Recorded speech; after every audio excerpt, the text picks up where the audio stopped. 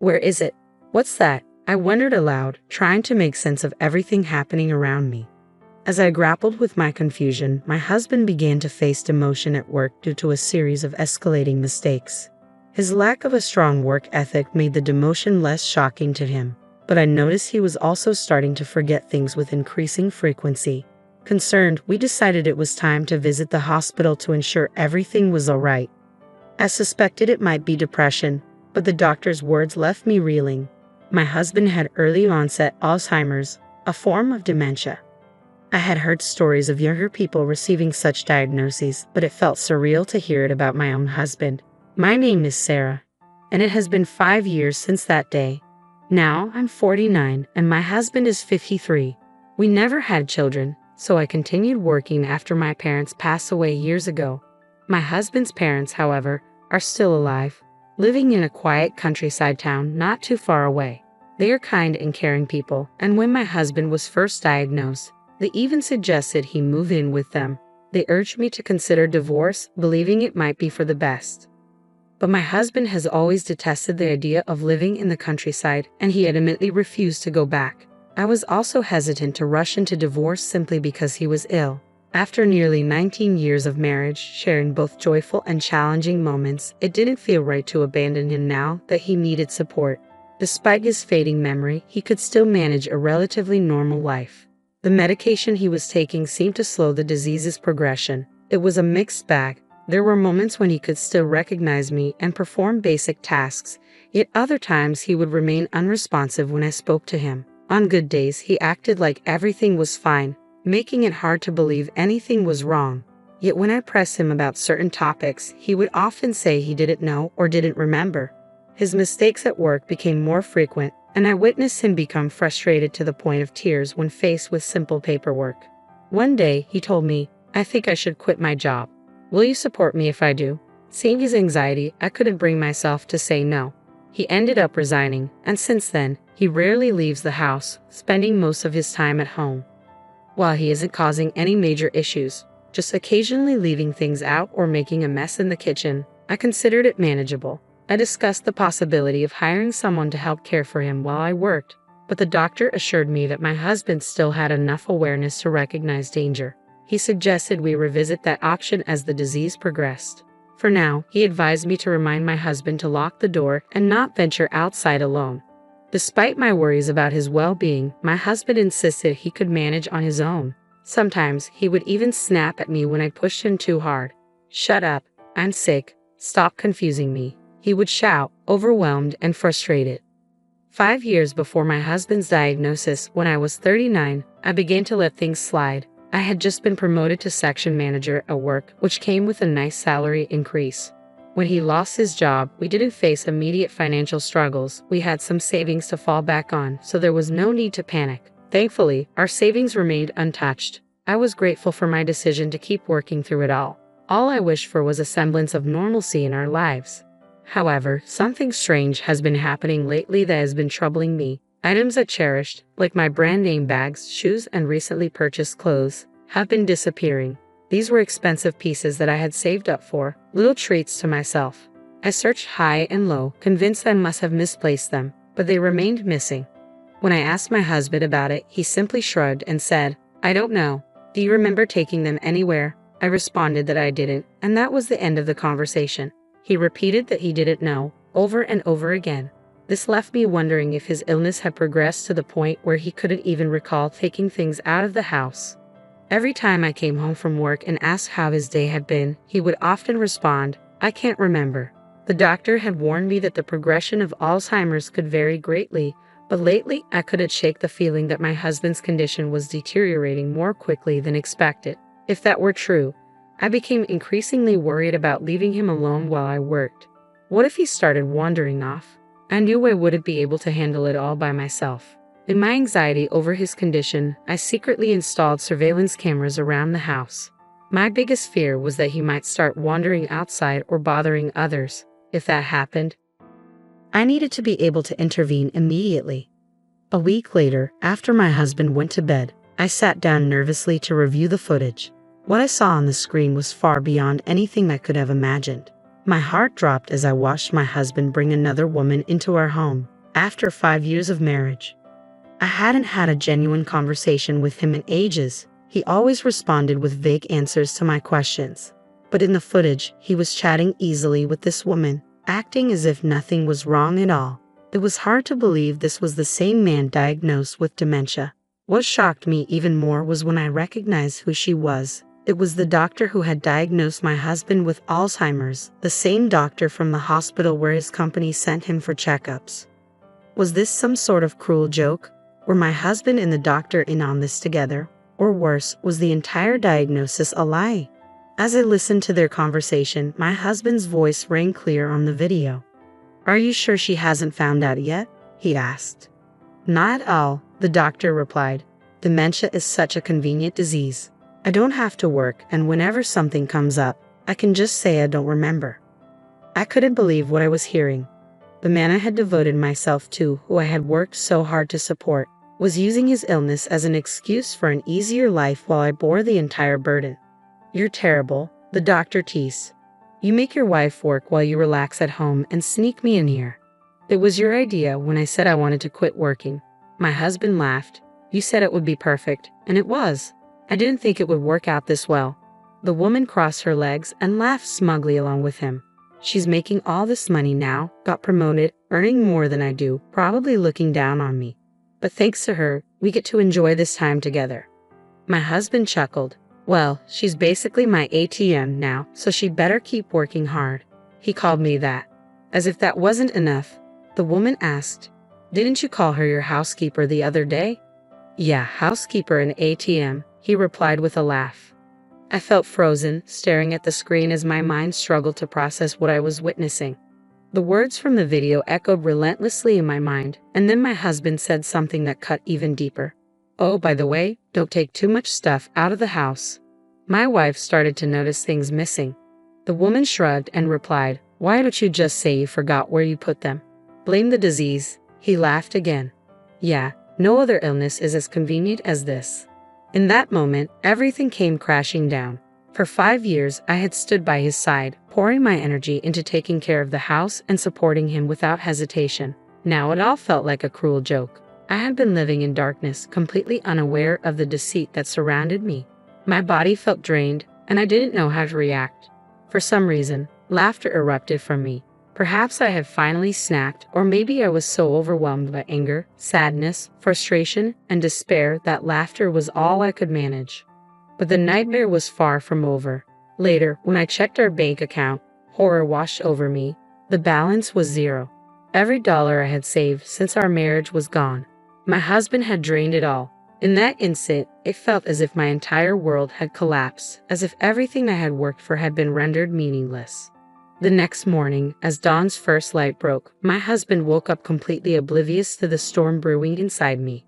"Where's breakfast?" he asked casually. I wanted to scream, to grab him and demand answers, but I held back. He still had no idea I knew everything. The urge to confront him right then and there was overwhelming, but I managed to resist. "What are you planning to do today?" I asked, my voice trembling slightly. He looked at me, confused. "Why are you asking me that?" "I'm just curious," I replied, barely holding back my anger. "What do you do at home all day?" "Well, I'd love to work like you do," he said with a forced smile. "But I'm sick, so I'd just try to stay out of trouble." How could he lie so easily? I could barely look at him. I thought about filing for divorce, using his infidelity as grounds for alimony. After everything I had learned, I had every reason to leave him. But when I reflected on the past 5 years and all I had sacrificed, rage consumed me. I broke down in tears, overwhelmed by the sheer unfairness of it all. People who commit such cruel acts often try to laugh it off or offer weak excuses, but nothing could justify what he had done. A few days passed as I tried to figure out my next move. Just seeing his face made me feel sick to my stomach, yet I remained patient, biding my time. I kept the cameras rolling and my husband continued to act as if nothing had changed. He still welcomed the doctor into our home while I was away. One day, I casually asked, "Hey, did anyone come by today? I thought I smelled someone else in the house." Someone might have dropped by," he replied, scratching his head. "Maybe it was a salesman, but I don't remember." I could hardly contain my disgust but forced myself to smile. So how are you feeling? You seem to be doing better lately. Are you responding well to the treatment?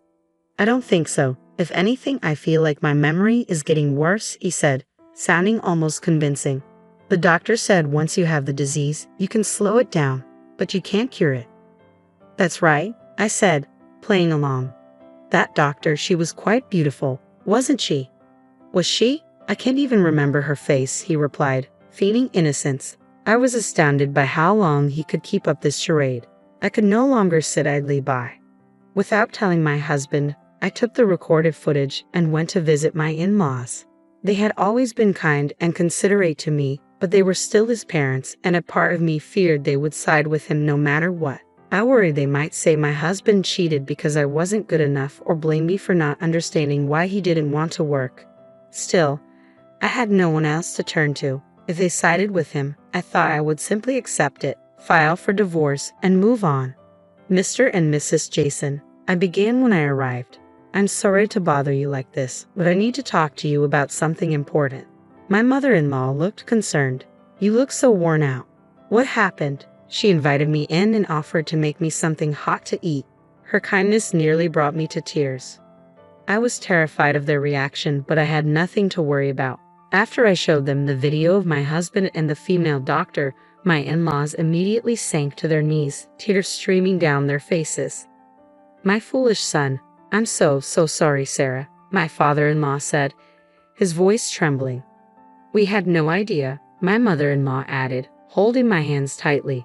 Please forgive us. Instead of blaming me, they cried with me, and in that moment, I felt an overwhelming sense of relief. I felt an enormous weight lift off my shoulders as the tension that had built up inside me for so long finally began to ease. Even though I was still furious with my husband, knowing I had someone on my side meant everything to me. Amidst this dark time, there was one unexpected bright spot. I received a promotion at work, offered the position of department head. It felt like a glimmer of hope, a reminder that all my hard work hadn't gone unnoticed and that there was still a place for me where I could thrive. Hey Sarah, are you listening to me? My husband's voice jolted me back to reality. What? Oh, sorry, I was just spacing out, I replied, pretending to be distracted. You're acting weird, he said, narrowing his eyes. His comment sparked an idea. I smiled inwardly and responded, well, maybe I'm losing it too. Dementia's no joke, right? His eyes widened, and I could tell I had his attention. From that day forward, I began subtly mimicking the things he had said about his illness. The very things he used to deceive me. I started dropping small hints of forgetfulness, feigning confusion. What was I doing earlier? I would ask. I've been making mistakes at work, and I can't even remember how to use the washing machine. As time passed, my husband became increasingly unsettled. I could see the fear creeping in, worried that I might actually be losing my memory just as he had pretended to. Then one day, I came home to find that he was gone, leaving behind a note and the divorce papers already filled out. I don't want to cause you any more trouble, so I've decided to divorce you. Please don't look for me, Ethan. I wasn't surprised. I knew exactly why he had run away. He thought I had dementia and didn't want to be stuck taking care of me. Of course, I knew where he had gone. He had rented an apartment to continue his relationship with the female doctor. The hidden camera footage revealed everything, including the moment I heard him laugh while telling the doctor, I've moved my savings so I don't have to worry about money for a while. He had no idea what was coming. I wasted no time filing the divorce papers and sending him a bill for alimony and property division addressed to his new apartment. I also sent a copy to the doctor's house by certified mail. As it turned out, the doctor was married and lived in the suburbs with her family, and her husband deserved to know what was happening. So I sent him a copy of the video as well. It didn't take long for my husband to call me in a panic. What the hell is this? Alimony? I replied calmly. You're going to pay alimony for cheating on me.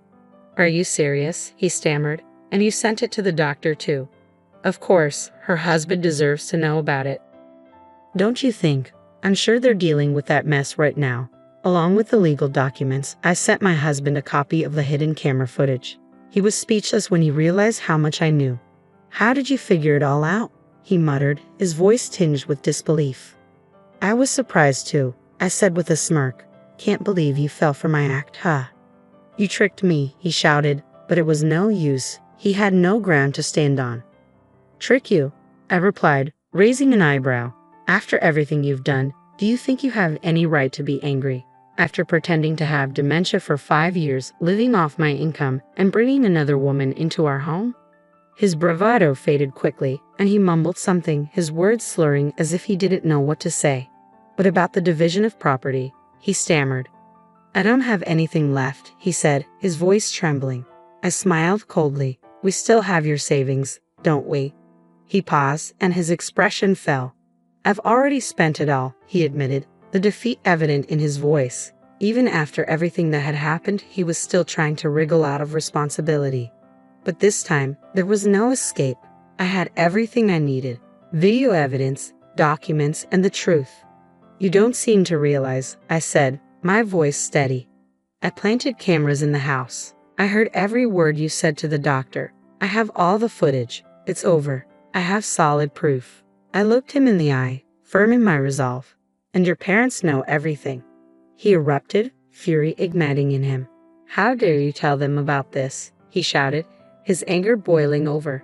He still didn't grasp that he had no right to yell at me. The irony of it all was almost laughable. Thankfully, he had revealed so much during our conversations that I hadn't needed to hire a private investigator. When I pointed this out, he fell silent, seemingly at a loss for words, and then abruptly hung up the phone. A month later, he called again, confusion evident in his voice. What's going on? What are you talking about? I asked, feigning ignorance. I just went to the apartment, and they said it's already been canceled. I almost laughed. What apartment? Our apartment, he snapped, incredulous. The absurdity of his question was astounding. He was the one who left the divorce papers behind after all. Did he really think he could just waltz back into my life? I canceled the lease right after you left, I told him, relishing his frustration. His anger flared again. What do you mean you canceled the lease without telling me? Since you're unemployed, you couldn't be the tenant anymore. Once you quit your job, I had the lease transferred into my name. The decision to end the lease was mine and mine alone. I bought a condo. I live there now, I added, feeling a sense of finality. You bought it? He asked, disbelief coloring his tone. With the alimony I got from you and your lover plus the savings I took back, I replied. It's a small place, but it's mine. It's my castle, really. Well, I'm coming over then, he declared, as if that were the most natural thing in the world. Don't you have a girlfriend to go to? I asked, already knowing the answer. I broke up with her, he muttered. Her husband found out she was cheating and divorced her. She's a mess, lost her reputation at the hospital, got sued for a diagnostic error, and now she's in debt. Both her ex-husband and I are suing her for alimony. Oh, really? I replied, barely hiding my sarcasm. So I've decided I'll start over with you, he said, as if that would fix everything. The alimony should be canceled now, right? We can get that money back. I couldn't believe what I was hearing. Did he really think I would take him back after everything? I felt like laughing, but instead, I spoke calmly. You're out of your mind. Why should I pay anything? We're divorced and I never want to see your face again. There's no chance in hell I'm getting back together with you. With that, I hung up the phone and immediately blocked his number. I was done. Apparently, after our call, my ex-husband went to visit his parents, probably thinking they would take him in. What he didn't know was that they had sold their house and moved into a senior apartment. They told me he was shocked to see the for sale sign in front of the house. When he contacted them, they refused to help. We had a lawyer working on collecting the remaining money from the division of property and alimony, so there wouldn't be much left in his pocket anyway. He had lost his job, couldn't pay the rent on his apartment, and was eventually evicted. With nowhere else to turn, he must have gone to his parents, only to find they had anticipated this and moved out to avoid him coming back. They later told me, if we had stayed, he might have tried to move back in. We couldn't let that happen, Sarah. We didn't want you to suffer because of him. From what I've heard, he's now working as a laborer at a factory, but his laziness hasn't changed. He's constantly getting yelled at by younger employees, and they've even resorted to physically confronting him. Despite his dire situation, he continues to reach out to his parents for help, but they brush him off every time. Several months have passed since the divorce, and I'm still in touch with my former in-laws. They've become like real parents to me, always concerned about my well-being. I plan to stay close to them and take care of them if they ever need me. As for me, I've been promoted to department manager, and my salary has increased. Life is peaceful now, and I'm fully enjoying my time alone.